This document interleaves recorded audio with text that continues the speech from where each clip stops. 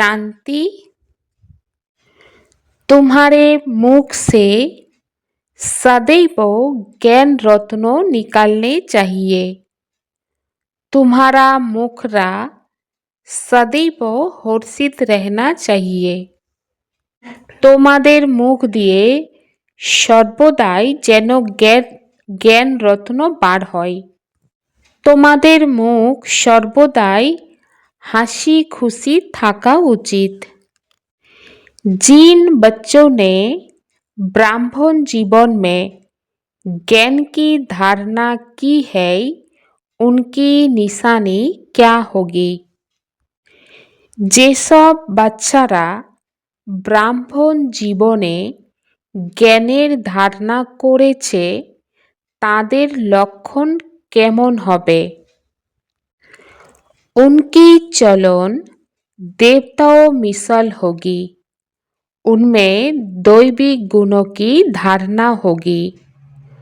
उन्हें ज्ञान का विचार सागर मंथन करने का अभ्यास होगा। वो कभी आसुरी बातों का अर्थात कचरे का मंथन नहीं करेंगे। ধারণা স্বরূপ ব্রাহ্মণ বাচ্চাদের লক্ষণ তাদের চাল চলন দেবতাদের মতন হবে এবং দৈবিক গুণের ধারণা হবে, যেমন অন্তর্মুক্তা, পবিত্রতা, ধৈর্যতা, ব্যবহারের মধ্যে নম্রতা, বচনের মধ্যে মধুরতা, দৃষ্টির মধ্যে আত্মিক দৃষ্টি, হর্ষিত মুখ, নির্ভয়তা, এই গুণগুলো জীবনে ধারণ করে চলবে। সেই সব আত্মারা বাবার যে জ্ঞান এই জ্ঞানকে মন্থন করার অভ্যাস করবে আর এই অভ্যাসের মধ্যেই থাকবে। তারা কখনোই কোনো আসুরি কথাবার্তা বা সমালোচনা বা এক কথায় বলা যেতে পারে যে এই আবর্জনাকে নিয়ে মন্থন কখনোই করবে না, চিন্তনও করবে না, না নিজে এইসব আলোচনার মধ্যে থাকবে, না কেউ তার কাছে এসে আলোচনা করবে বা সেগুলো মনোযোগ দিয়ে শুনবে। তো এইসব থেকে দূরে থাকবে। সেই সব আত্মাদের জীবনে গালি দেয়া, গ্লানি করা বন্ধ হয়ে যাবে। সেই সব আত্মারা সর্বদাই হাসি খুশি থাকবে। বাবাও নিজে এসে বাচ্চাদেরকে বোঝান। সত্যযুগে এই জ্ঞান পাওয়া যায় না। বাবার এই মুরলি মানে জ্ঞান। বলাই হয় না মুরলিতে জাদু আছে, তো অবশ্যই কিছু তো জাদু আছেই। এই জ্ঞানরূপী মুরলিতে জ্ঞানের জাদু আছে। অজ্ঞানকে কখনোই জাদু বলা যাবে না, আর মুরলিকেই জাদু বলা হয়। জ্ঞানের মাধ্যমেই মানব থেকে দেবতা হয়ে যায়। দাপর যুগে যখন দেবতা থেকে মানব হয়ে যায় তখনই দাপর যুগ থেকেই ভক্তি শুরু হয়। মানবকে বিকারগ্রস্ত অর্থাৎ অবগুণ সম্পন্ন বলা হয় আর দেবী দেবতাদেরকে নির্বিকারী বলা হয়। দেবতাদের সৃষ্টিকে অর্থাৎ সত্য আর ত্রেতা যুগকে পবিত্র দুনিয়া বলা হয়। বাবা বলেন যে এখন তোমরা দেবতা হতে চলেছ। জ্ঞান কাকে বলা হয়? প্রথমত নিজের এবং বাবার সঠিক পরিচয়। পরমাত্মা যে বাবা সেই পরমাত্মার সঠিক পরিচয়। আর দ্বিতীয়ত সৃষ্টির আদি মধ্য অন্তের নলেজকেই জ্ঞান বলা হয়। আর এই জ্ঞানের আধারেই সদ্গতি প্রাপ্ত হয়। তারপরে ভক্তি শুরু হলে অবস্থার অবনতি হওয়া আরম্ভ হয়, কারণ ভক্তিকে রাত্রি আর জ্ঞানকে দিনের সাথে তুলনা করা হয়। আর এই সব বিষয় তো যে কোনো মানবের বুদ্ধিতে ধারণ হতে পারে না, দিব্যগুণও ধারণ করে না। দিব্যগুণ থাকলেই বুঝতে হবে যে জ্ঞান ধারণ হয়েছে, কারণ এই দিব্যগুণ মানবের কর্মে, আচার আচরণ, ব্যবহারের আধারেই প্রকাশিত হয়। এই প্রকাশের আধারে বোঝা যায় এই আত্মার মধ্যে দিব্যগুণ আছে। আর দিব্যগুণ আছে মানেই এই অলৌকিক জ্ঞানকে নিজের জীবনেই ধারণ করেছে, এর আধারেই বোঝা যায়। কারণ যারা জ্ঞান ধারণ করেছে তাদের চালচলন দেবতাদের মতন হবে। আর যারা এই অলৌকিক জ্ঞানকে খুব কম ধারণ করেছে তাদের মধ্যে মিশ্রিত চালচলন লক্ষ্য করা যায়। মিশ্রিত অর্থাৎ কলিযুগের চালচলনও আছে, যাকে এক কথায় বলা হয় আসুরি চালচলন এবং দৈবিক চালচলন, দুটো মিশ্রিতভাবে থাকে। তখন বোঝা যায় যে অলৌকিক জ্ঞান কম ধারণ করেছে। আর যাদের জ্ঞান শোনার পরেও একটুও ধারণা হয়নি, তারা তো বাবা বলেন সন্তানই নয়। মানব বাবার নামেই কত নিন্দা করে। নিন্দা কেন করে? বলে ভগবানের ঘরে যাচ্ছ তো এই রকম। তো এই কারণে, অর্থাৎ ভগবানের হওয়ার পরেও গালি দেয়া, গ্লানি করা বন্ধ করে না। এই কারণে বাবা বলেন তোমরা যে জ্ঞান পাচ্ছ এই জ্ঞানকে নিয়ে বিচার সাগর তো মন্থন করো, তাহলে তো অমৃত পাবে। যদি জ্ঞানকে নিয়ে মন্থন না করো তাহলে তোমরা কি মন্থন করো? নিশ্চয়ই আসুরি বিষয়কে নিয়ে বা আসুরি বিষকে নিয়েই তো মন্থন করো, বা আবর্জনাকে নিয়েই মন্থন করো। তো বাবা বলেন তোমরা তো এখন ঈশ্বরীয় স্টুডেন্ট। এটাও জানো যে আমরা মানব থেকে দেবতা হওয়ার পড়াশোনা করছি। জ্ঞানের সাগর একমাত্র একজনকেই বলা যায়, তিনি হলেন পরমাত্মা বাবা। এই জ্ঞানের আধারেই আমরা দিব্য গুণকে ধারণ করতে পারি। বাবা বলেন তোমরা বাচ্চারা এই সঙ্গম যুগে এখন যে জ্ঞান পাচ্ছ সেটা কিন্তু সত্য যুগে থাকবে না। কিন্তু এই জ্ঞানের আধারে যে সুন্দর দৈবিক গুণ জীবনে ধারণ করছো, আর এই যে দৈবিক গুণের সংস্কার, এই সংস্কার সত্য যুগেই থাকবে। आपने से पूछना चाहिए हमारे में सब दैविक गुण है, यहाँ कोई आसुरी अवगुण है? अगर आसुरी अवगुण है तो उनको निकाल देना चाहिए, तभी तो देवता कहेंगे, नहीं तो कम दर्जा पा लेंगे। বাবা বাচ্চাদেরকে বলেন যে নিজেকে দেখো, প্রশ্ন করো যে আমার মধ্যে কি সমস্ত দিব্যগুণ এসেছে, নাকি কিছু আসুরি গুণ রয়ে গিয়েছে। যদি কোনো আসুরি গুণ থাকে তবে সেগুলো বের করে দিতে হবে, তাহলেই দেবতা হতে পারবে, নয়তো পদ কমে যাবে। তো বাবা বলেন তোমরা বাচ্চারা এখন দৈবিক গুণ ধারণ করে থাকো, অনেক ভালো ভালো কথা সবাইকে শোনাচ্ছ। এটা হলো পুরুষোত্তম সঙ্গম যুগ। এখানে তোমরা পুরুষোত্তম হতে এসেছ, তাই বাতাবরণ খুব ভালো থাকতে হবে। মুখ থেকে যেন একটাও খারাপ কথা না বার হয়। যদি বার হয় তাহলে বোঝা যাবে যে সেই আত্মা কম পদ পাবে। কথাবার্তা, চাল চলন দেখে সঙ্গে সঙ্গে বুঝতে পারা যায়। তাই তোমাদের মুখ সর্বদাই হাসি খুশি থাকবে, না হলে বলা হবে তার মধ্যে জ্ঞান নেই।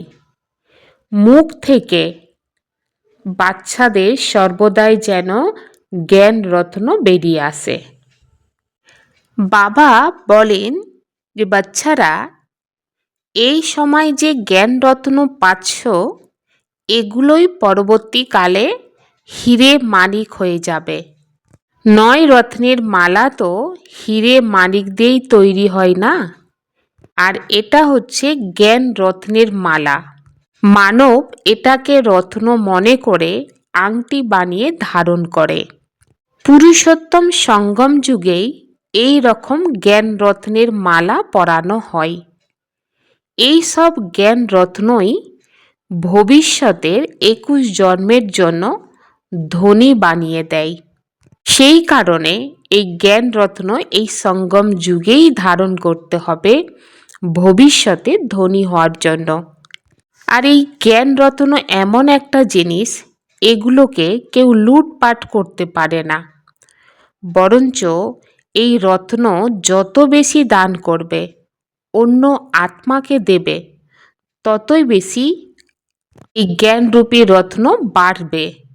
এখানে এই দুনিয়াতে যদি কেউ হীরে মানিক পড়ে থাকে, তবে যে কেউ লুট করে নেবে। তাই নিজেকে খুব বুদ্ধিমান বানাতে হবে। আসুরি গুণ, আসুরি অবগুণকে জীবন থেকে বের করে দিতে হবে। আসুরি গুণ থাকলে মুখের অবস্থা সেই রকম হয়ে যায়। রাগের বশে মুখ রক্তবর্ণ হয়ে যায়। যারা 1 নম্বর অবগুণে বশীভূত হয়ে থাকে, তারা তো কালো হয়ে যায়। তাই প্রত্যেক বিষয়ে বাচ্চাদেরকে বিচার সাগর মন্থন করতে হবে। নিজের জীবনকে সুন্দর করে গড়ে তোলার জন্য বাবা যে জ্ঞানের পয়েন্ট দেয়, সেগুলোকে সুন্দর করে মন্থন করতে হবে। কারণ এই ঈশ্বরীয় পড়াশোনায় অগাধ সম্পত্তি পাওয়া যায়। মানসিক শান্তিরূপী সম্পদ, সুখরূপী সম্পদ, পবিত্রতারূপী সম্পদ, শক্তিরূপী সম্পদ, আনন্দরূপী সম্পদ, এই সুন্দর সম্পদগুলো কিন্তু পাওয়া যায়, যে সম্পদ ভেতরকে ভরপুর করে রাখে। আর ভেতর যত ভরপুর থাকে, বাইরের চাহিদা ততই কমে যায়। এই কারণে এই ঈশ্বরীয় পড়াশোনাকে রত্ন বলা হয়। বাবার জ্ঞান, এটা হচ্ছে সীমাহীন সম্পত্তি। দুনিয়ায় পড়াশোনা আর ঈশ্বরীয় জ্ঞানের পড়াশোনা, দুটোই পড়াশোনা। দুনিয়ায় পড়াশোনা করে জ্ঞান অর্জন করে বড় পজিশন পেয়ে যায়। অতএব পড়াশোনা কাজে আসে নাকি পয়সা, ওগুলো হলো সীমিত ধনসম্পদ। ঈশ্বরীয় সম্পদ হলো সীমাহীন সম্পদ। বাচ্চারা এখন বুঝতে পারে যে বাবা আমাদেরকে পড়িয়ে বিশ্বের মালিক বানিয়ে দেয়। ভগবানের পড়াশোনায় 21 জন্মের ভাগ্য গঠন হয়ে যায়, সেটাও গ্যারান্টি সহকারে। দুনিয়ার পড়াশোনা, এগুলো হলো 1 জন্মের জন্য সামান্য সময়ের ক্ষণস্থায়ী পড়াশোনা। পরের জন্মে আবার নতুন করে পড়া শুরু করতে হবে। আর সত্যযুগে ওখানে উপার্জনের জন্য পড়াশোনা করার দরকার হয় না। ওখানে এই সময়ের যে উপার্জনের মাধ্যমে অগাধ সম্পত্তি পাওয়া যায়, সেই সব সম্পত্তি অবিনাশী হয়ে যায়। দেবী দেবতাদের কাছে অগাধ ধনসম্পদ ছিল। তারপরেও যখন ভক্তি মার্গ বা রাবণের রাজ্য শুরু হলো, তখনও তো সম্পত্তি ছিল যে কত মন্দির বানিয়েছে। এখনকার যে পড়াশোনা এই দুনিয়ার পড়াশোনার মাধ্যমে কেউ এত ধনী হতে পারে না যতখানি দেবী দেবতারা ধনী ছিলেন। তোমরা বাচ্চারা এখন এটা জেনেছ যে আমরা এত শ্রেষ্ঠ পড়া পড়ছি, যার মাধ্যমে এই রকম সুন্দর দেবী দেবতা হয়ে যায়। সুতরাং পড়াশোনার মাধ্যমে মানব কি থেকে কি হয়ে যায়, গরিব থেকে ধনী হয়ে যায়। ভারত এখন কত গরিব, যারা ধনী তাদের তো সময় নেই, নিজের প্রতি অহংকার থাকে, আমি অমুক। কিন্তু বাবা বলেন এখানে তো অহংকার মুছে যাওয়ার দরকার। আমি আত্মা, আত্মার কাছে তো ধন সম্পদ হিরে মানিক কিছুই থাকে না। বাবা বলছেন যে শরীর এবং সকল শারীরিক বন্ধন ছিন্ন করো। আত্মা শরীর ত্যাগ করলে তার সমস্ত প্রতিপত্তি শেষ হয়ে যায়। যদি পুনরায় লেখাপড়া করে অনেক উপার্জন করে, অথবা যদি অনেক দান পুণ্য করে থাকে আগের জন্মে, তাহলে আবার ধনীর পরিবারে জন্ম নেবে। বলা হয় আগের জন্মের কর্মফল। অর্থাৎ যে ব্যক্তি অনেক ধনী হয়ে ধনীর ঘরে জন্ম নেয়, তো এ থেকে বোঝা যায় যে আগের জন্মে অনেক ধন সম্পদকে দান করেছিল, তবেই সে ধনীর ঘরে জন্ম নিয়েছে। আর তা না হলে পড়াশোনা করে অনেক মেহনত করে ধনী হতে হয়। যদি অনেক জ্ঞান দান করেছে কিংবা কলেজ ধর্মশালা ইত্যাদি বানিয়ে দিয়েছে, তাহলেও তার ফল পেয়ে যায়, তবে সেটা সামান্য সময়ের জন্য। এই রকম দান পুণ্য কেবল এখানে করা হয়, সত্যযুগে হবে না। কারণ সত্যযুগে কেউ গরিব থাকবে না, যে এমন গরিব যাকে দান পুণ্য করলে সেই দান পুণ্য গ্রহণ করলে তার জীবন চলবে, এই রকম ওখানে কেউ থাকবে না। আর তার জন্য বাবা এখন এই সঙ্গম যুগেই বাবা বলছেন যে দান পুণ্য করো। আর আধারে সত্যযুগে 21টা জন্ম সুন্দরভাবে চলবে। सत्युग में अच्छे ही कर्म होते हैं, क्योंकि अभी का वर्षा मिला हुआ है। वहाँ कोई कभी विकर्म होता नहीं, क्योंकि रावण ही नहीं है। गरीबों का भी विकर्म नहीं बनेगा। यहाँ तो साहूकारों के भी विकर्म बनते हैं। সত্যযুগে সর্বদাই ভালো কর্ম করা হবে, কারণ এখানে উত্তরাধিকারী পেয়ে যায়, ওখানে কেউ বিকর্ম করে না, কারণ ওখানে রাবণ নেই, মানে অবগুণ নেই। যারা গরিব তারাও বিকর্ম করে না, এখানে ধনী ব্যক্তিরা বিকর্ম করে। সেই জন্য তো এত রকম রোগ ব্যাধি জনিত দুঃখ পায়। ওখানে বিকারগ্রস্ত হয় না, তাই বিকর্ম হয় না। কর্মই হলো মূল ভিত্তি, যেমন কর্ম করবে সেই অনুসারে ফল। আর এই দুনিয়াটা হলো রাবণের মায়াবী রাজ্য, তাই মানব এখানে বিকারগ্রস্ত হয়ে যায়। আর পরমাত্মা এই ধরাধামে এসেছেন সকল আত্মাকে নির্বিকারী হওয়ার শিক্ষা দিতে। তো সেই শিক্ষাকে গ্রহণ করে পরমাত্মার নির্দেশ অনুসারেই চলতে হবে, তবেই নির্বিকারী হতে পারবে। বাবা বলেন এই রাবণ রাজ্যে সকলেই অধম হয়ে গিয়েছে, কিন্তু বাবা এসে রক্ষা করেন। তারপরেও যদি পড়ে যায় তাহলে অনেক অধম হয়ে যায়।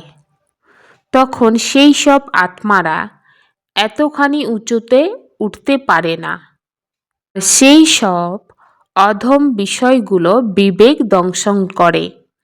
যেমন তোমরা বলো অন্তিম সময়ে যে স্ত্রী লোকের কথা স্মরণ করে, সেরকম তার বুদ্ধি কেবল ওই অধম ভাবনাই আসবে। তাই বাবা বসে থেকে বাচ্চাদেরকে বোঝাচ্ছেন যে বাচ্চারা তোমরা প্রতি কল্পেই দেবতা হয়েছ। পশু পাখি কি দেবতা হবে? মানবেও এইসব বুঝতে পারে, তাই তারাই এই রকম হয়।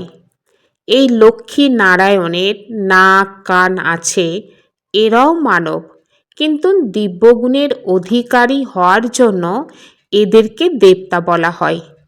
আর আজকের মানবের হাত কান নাক এদেরই মতন, অথচ আজকের মানবকে দানব বলা হয়। তো কেন বলা হয়? কারণ এরা দিব্যগুণের অধিকারী না, অবগুণের অধিকারী হয়ে আছে আর নিজের জীবনে অবগুণকেই ব্যবহার করে।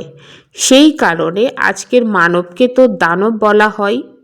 তো এদেরকে যে আমরা দেবতা বলছি, এরা এত সুন্দর দেবতা হয়ে যায় তো কিভাবে হয়?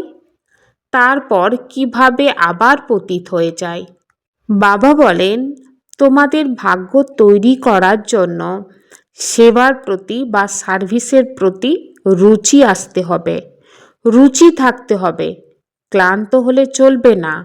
হয়তো কেউ আবার পড়াশোনার পরেও অধম হয়ে যায়। আপনি हर्षित मुखरे से बाप का नाम वाला करना है। ज्ञान रत्नों ही सुनने और सुनाने हैं। गले में ज्ञान रत्नों की माला पड़ी रहे। आसुरी अवगुणों को निकाल देना है। নিজের হাসি খুশি চেহারার মাধ্যমে বাবার নাম উজ্জ্বল করতে হবে। সর্বদাই জ্ঞান রত্ন শুনতে হবে এবং শোনাতে হবে। গলায় যেন সব সময় জ্ঞান রত্নের মালা পরা থাকে। আসুরি খারাপ গুণ ত্যাগ करते হবে। सर्विस में कभी थकना नहीं है। उम्मीद रख शौक से सर्विस करनी है। विचार सागर मंथन कर उल्लास में रहना है। সার্ভিসে কখনোই ক্লান্ত হবে না। আশা রেখে আগ্রহ নিয়ে সেবা করতে হবে। বিচার সাগর মন্থন করে খুশিতে থাকতে হবে। कंफ्यूज होने के बजाय लूज कनेक्शन को ठीक करने वाले समस्या मुक्त भव। सभी समस्याओं का मूल कारण कनेक्शन लूज होना है। सिर्फ कनेक्शन को ठीक कर दो तो सर्वशक्तियाँ आपके आगे घूमेगी। यदि कनेक्शन जोड़ने में 1-2 मिनट लग भी जाते हैं तो हिम्मत हार कर कन्फ्यूज ना हो। निश्चय के फाउंडेशन को हिलाओ नहीं। मैं बाबा का, बाबा मेरा, इस आधार से फाउंडेशन को पक्का करो तो समस्या मुक्त बन जाएंगे। कन्फ्यूज হওয়ার পরিবর্তে লুজ কানেকশনকে ঠিক করে সমস্যা মুক্ত হতে হবে। সকল সমস্যার মূল কারণ হলো কানেকশন লুজ হয়ে যাওয়া। কেবল কানেকশনকে ঠিক করে দাও, তাহলেই সর্বশক্তিগুলি তোমাদের সামনে ঘোরাফেরা করবে। যদি কানেকশন জুড়তে 1-2 মিনিট লেগেও যায়, তাহলে নিরুপায় হয়ে কনফিউজ হয়ে যেও না। নিশ্চয়ের যে ফাউন্ডেশন, সেই ফাউন্ডেশনকেও নাড়াবে না। আমি বাবার, বাবাও আমার, এর আধারের মাধ্যমে ফাউন্ডেশনকে পাক্কা করতে হবে। তাহলে আত্মা সমস্যা মুক্ত হয়ে যাবে। बीज रूप अवस्था में स्थित रहना, यही पुराने संस्कारों को परिवर्तन करने की विधि है। तो बीज रूप अर्थात आत्मिक स्थितिते स्थिर থাকতে হবে। তো আত্মিক স্থিতিতে স্থির থাকলে যে পুরানো সংস্কার, স্বভাব বা নেচার, তো সেটা পরিবর্তন হয়ে যাবে। এটাই হচ্ছে বিধি। বন্ধনমুক্ত, জীবনমুক্ত স্থিতির অনুভব করতে হবে। যখন সেবাতে বা নিজের পুরানো সংস্কারগুলিকে পরিবর্তন করাতে সফলতা প্রাপ্ত হয় না, তখনই কোনো না কোনো বিঘ্নের বশ হয়ে যায়। তারপর তার থেকে মুক্ত হওয়ার ইচ্ছে প্রকাশ করো, কিন্তু বিনা শক্তির আধারে এই ইচ্ছা পূর্ণ হতেই পারবে না। এর জন্য অলংকারী রূপ হও, শক্তি রূপ ধারণ করো, তাহলেই বন্ধন মুক্ত হয়ে যাবে। ওম শান্তি।